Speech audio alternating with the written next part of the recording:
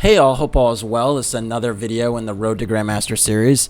And in this one I'm going over my round 1 game from the Marshall GM-IM Invitational that took place in late February, early May of 2019.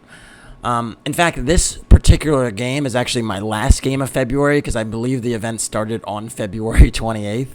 So, very last game of February.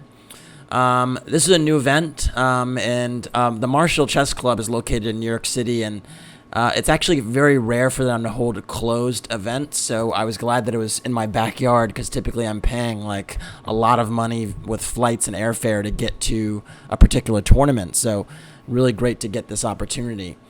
In any case, my round 1 opponent was Brandon Jacobson. He's someone I've played before many times, especially over the course of this year. He's in a lot of the same closed events that I'm in, so you will see his name come up more than once on this channel. Anyways, I was hoping to get off to a good start at the white pieces, and yeah, I was trying to get this going. So I opened with d4.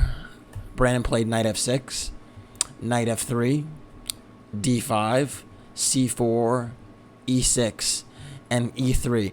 And e3 is a move that is, again, fairly timid. I've played this many times. The reason I kind of liked e3 for some time is because it's a relatively solid move in terms of you just have a nice pawn chaining from the get-go, and then you're trying to just develop your pieces and, you know, not get anything too critical early on.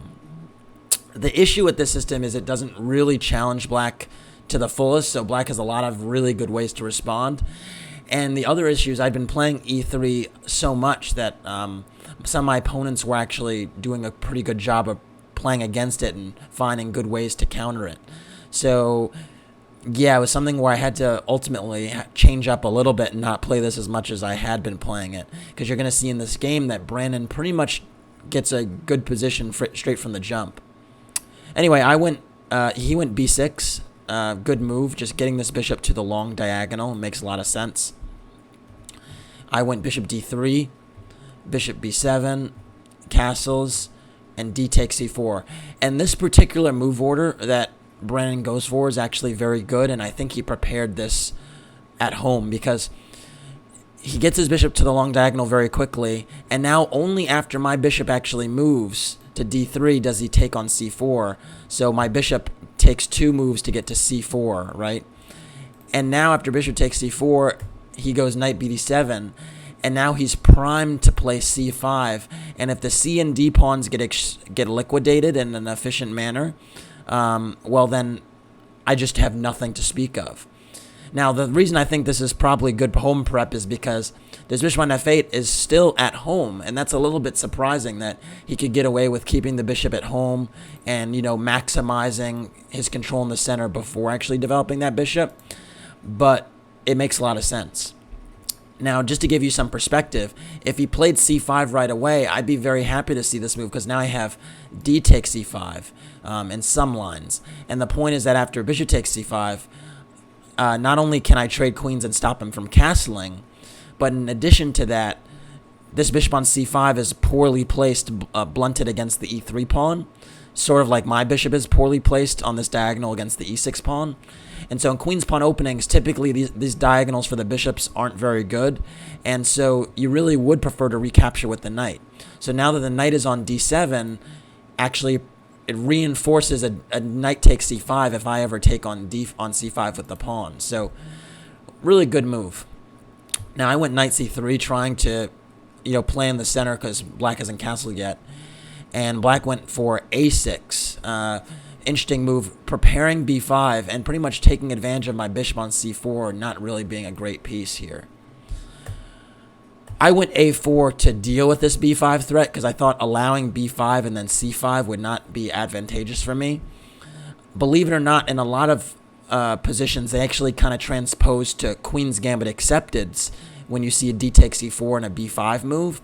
And what I know about the Queen's Gambit accepted is that this knight on c3 is actually very misplaced because when b5 comes, it's very restricted and can't really take advantage of any of the squares in the center.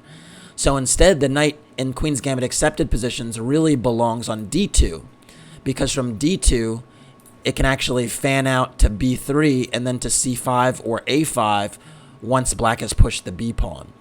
So because I knew that this knight on c3 is actually not well placed to prepare to deal with the b5 break, I decided to play a4 to stop it altogether. But a4 has its own drawbacks, in particular the fact that this b4 square is very weak or sensitive.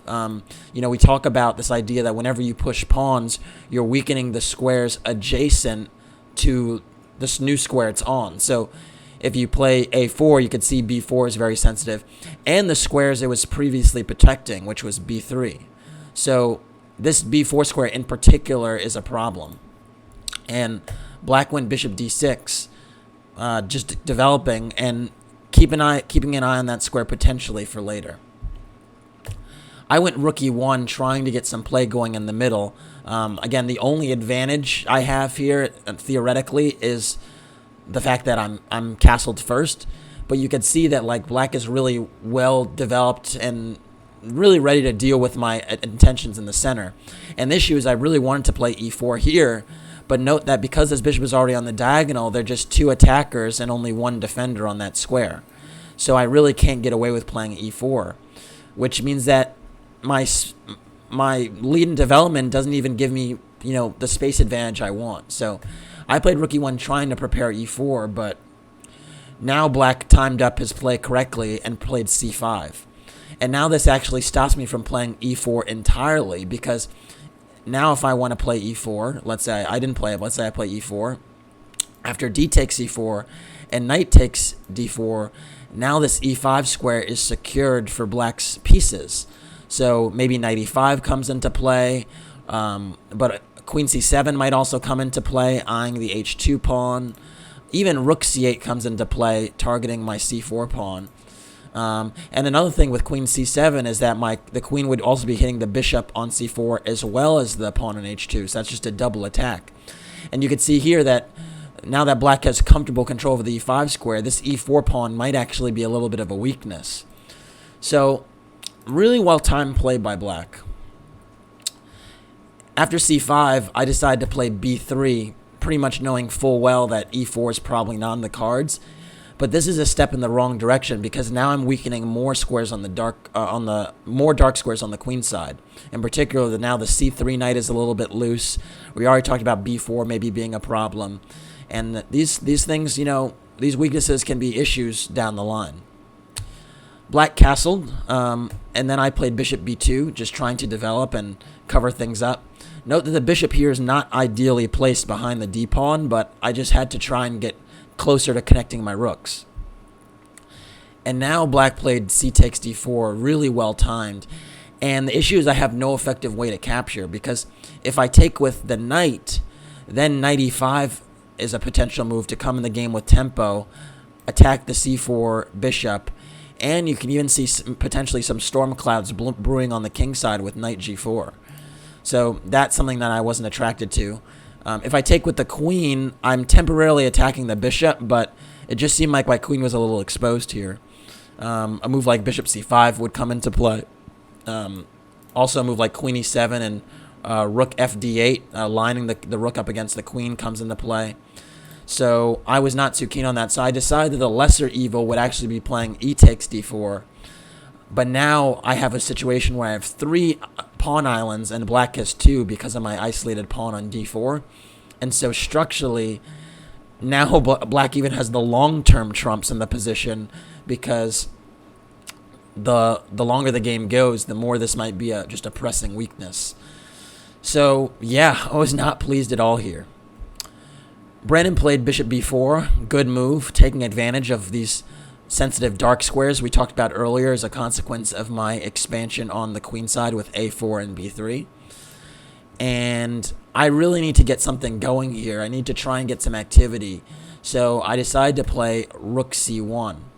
My thought process was I'm covering the c3 knight, and on a good day, maybe I'll be able to move this rook from e1, get out of the pin, and then liberate with d5. That was a very optimistic approach, but you don't want to lose your optimism even when you're in bad positions. You got to try and play for something. Black played knight d5, another good move. just putting more pressure on the c3 knight. And, again, taking advantage of the fact that this d-pawn is firmly blockaded by black's piece on the d-file. So, good move. The other thing is that the only way I could break this pin would be going bishop takes d5. But this type of scenario in which black secures the two bishops would be extremely ill-advised. Note that if knight takes d5 is played, black wouldn't play e takes d5, but instead would play bishop takes e1 and just secure the exchange. And this knight on d5 doesn't have any great square to launch into and sort of kamikaze for the e1 bishop. So, for instance, if like knight c7, just rook c8 and the knight's still attacked. I could get a pawn for the exchange with knight takes a6, but after a position like this, this is hardly enough to justify the position. I don't think it's enough. Although maybe the bishop is a little bit airy here. I'm a little bit skeptical about this. Maybe like after b4, there might even be like queen a6. I don't know. I'm not sure. But something tells me this is a very, very, very skeptical and dodgy position for white.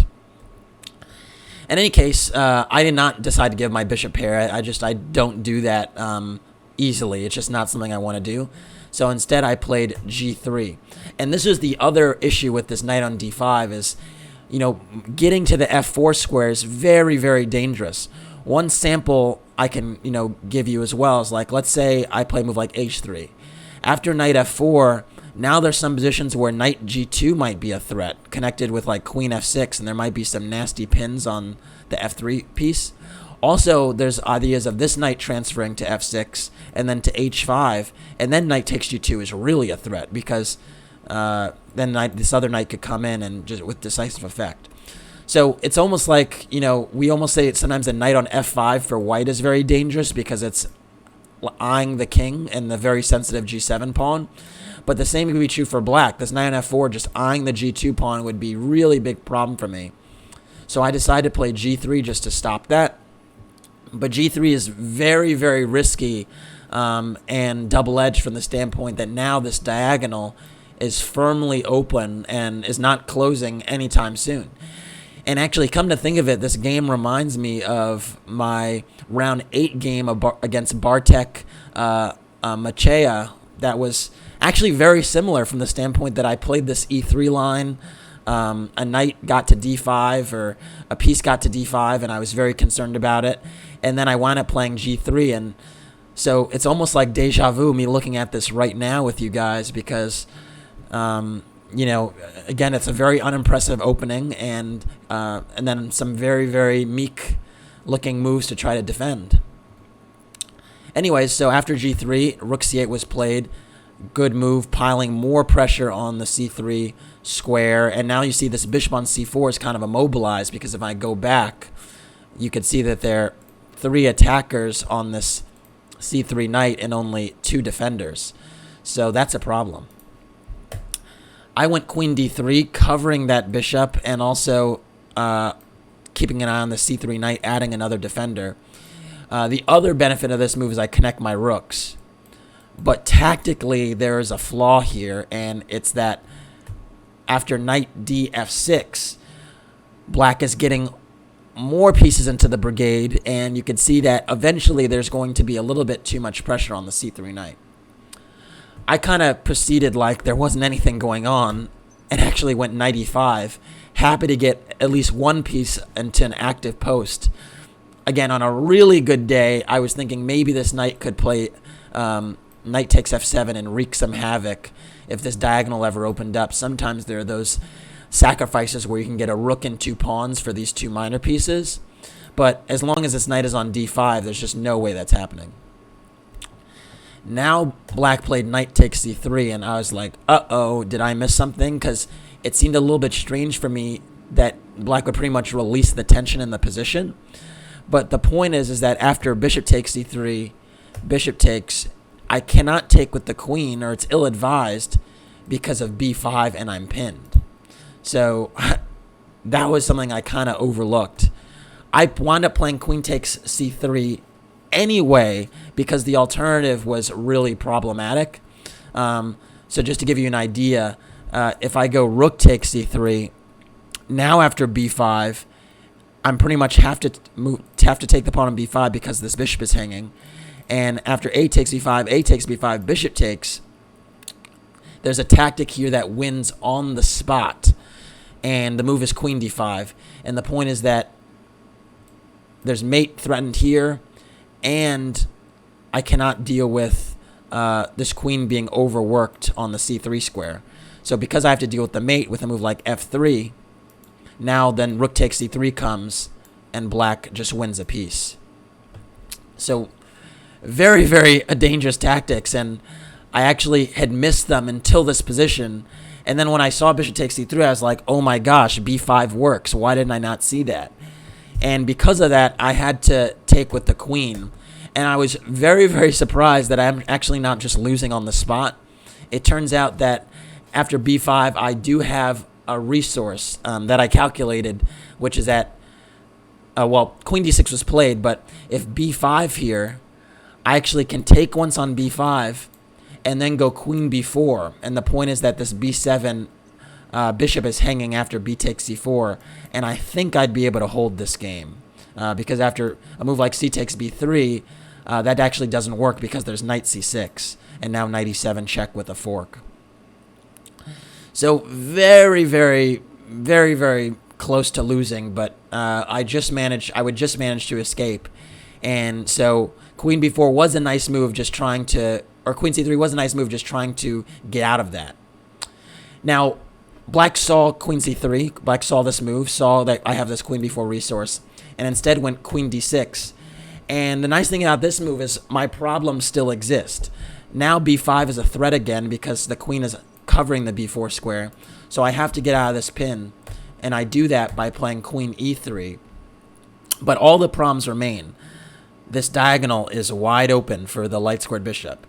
The pawn on d4 is totally isolated.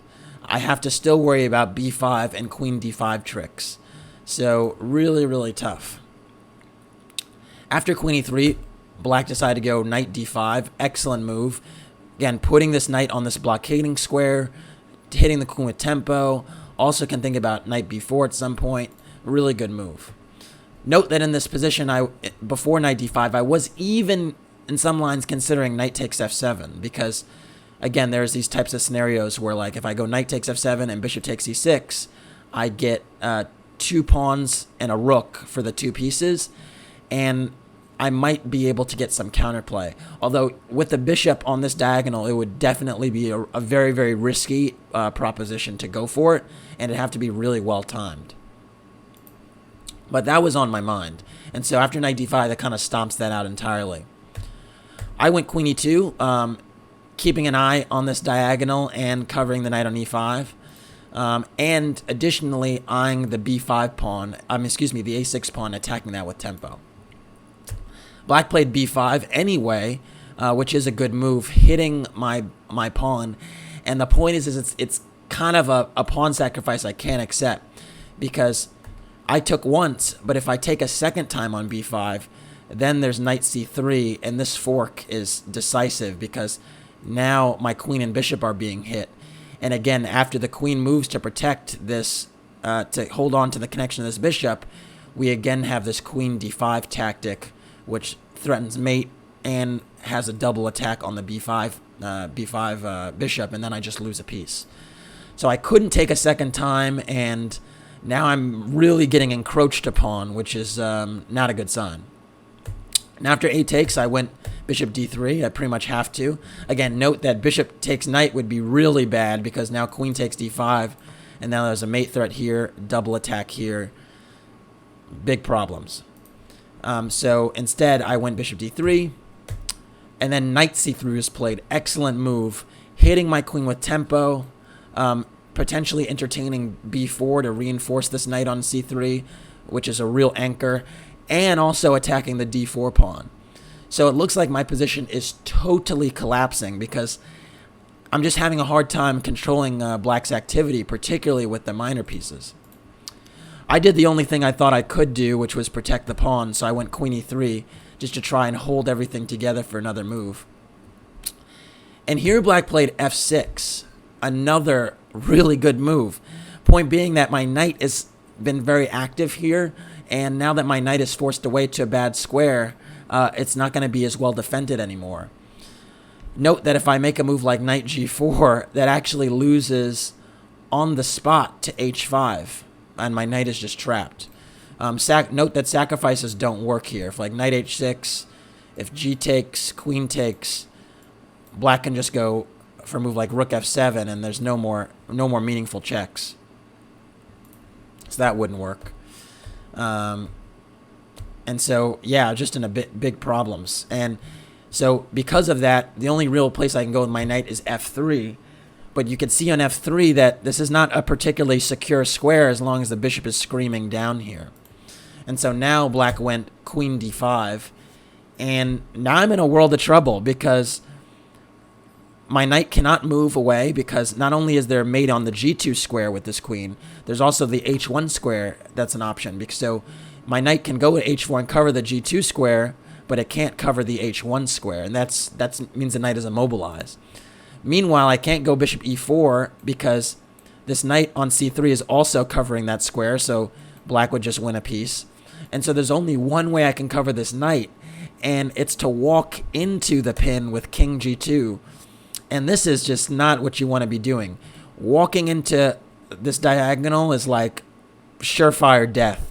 And my only thought process was, how many more moves am I going to survive? Because if you look at it, black can, ratchet up the pressure further with this pin, and it's pretty much an eternal pin because my king can't leave the square to protect it. So black played f5 here and ratchet up the pressure even more. And I thought f5 was a nice move because now you're introducing ideas at f4, ripping open that file. But in addition to that, you're stopping any potential tricks I had connected to rook takes c3, exchange sacrifice, and bishop takes h7 check, uncovering my queen on the knight. So, yeah, I just thought that was a real tough spot to be in because now my bishop is cut off from really helping this knight on f3. And I also can't really take on e6 because if I take on e6 with check here to try and trade queens and relieve the pressure, now black will go g5, and now g4 is a monster threat, securing the knight on f3 because, again, I cannot get out of this eternal pin. So, yeah, big problems.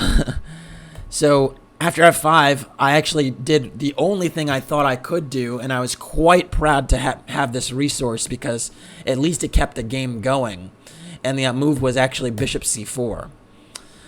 The idea was that at least I'm trading one of black's pieces and getting closer to an endgame where it might be harder to realize the winning of this piece on f3. So I thought, okay, this bishop on d3 is totally dominated. Now I'm breaking off the connection of the rook on the knight on c3, and this is a trade I can do. And it works because after bishop c4, you have to take on c4, and now I go rook takes c3, and at least I traded one of my pieces that wasn't doing anything for one of black's pieces that was very active. I was a little bit unhappy to part with my bishop, but desperate times call for desperate measures. So in this position, I'm still in a world of trouble based on this pin, and black played f4, really, really fine move, just ripping open the position further because now there's some other threats connected to f takes g3, the rook getting in the game, and so because of that, I really cannot tolerate the rook getting active, so I went g takes f4, and this is an extremely, extremely ugly move. But I was hoping that on a good day I might scoot up to g3 and get out of the pin and then take on e6 with check and maybe survive. Now, in this position, black is winning.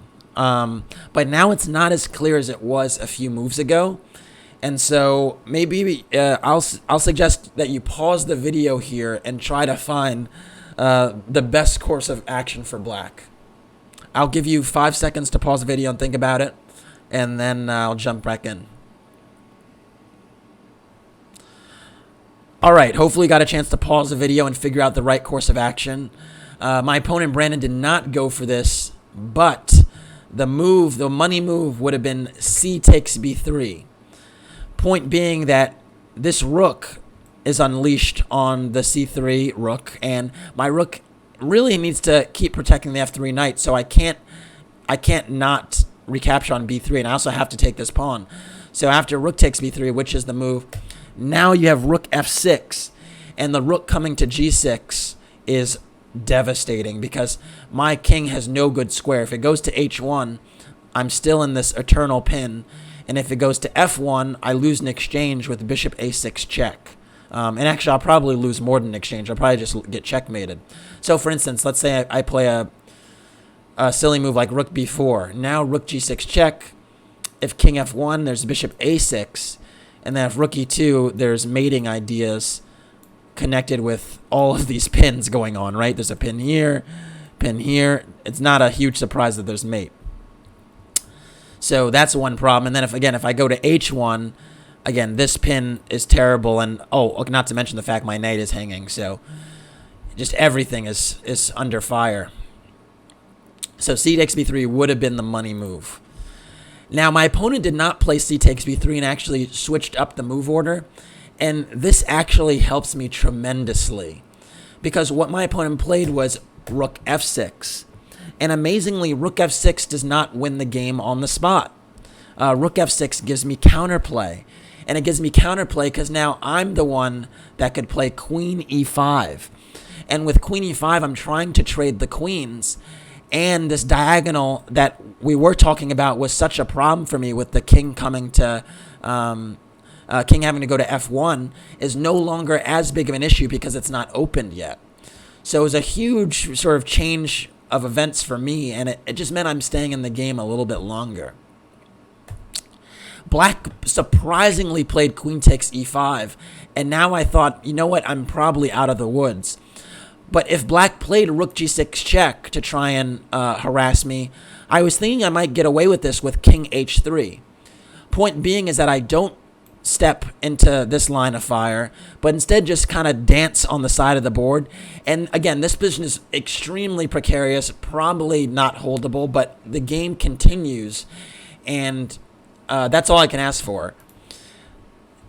Instead, I think my opponent thought after queen e5 that there was some forced win, but it turns out that I'm kind of escaping. And after queen takes e5, rook takes e5, all of a sudden I can block this rook g6 check with rook g5, and the pawn on c4 is pinned. So if he takes it, I'll take on c8, and for the moment after rook takes c8, the bishop is actually distracted from this diagonal.